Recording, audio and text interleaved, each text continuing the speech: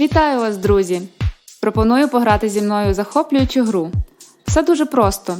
Я кажу слово англійською, а ви перекладаєте його на українську. Today's topic – Farm Animals. Сьогоднішня тема – домашні тварини.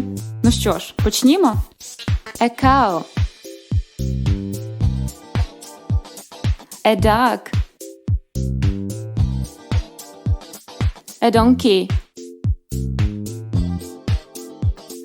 A goat.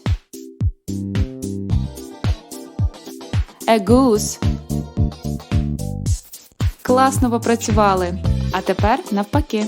Я називаю слова українською мовою, а ви їх повторюєте англійською. Корова. Качка.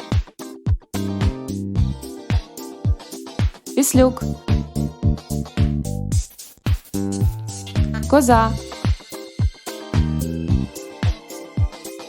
Гуска. Чудова робота, друзі! Па-па!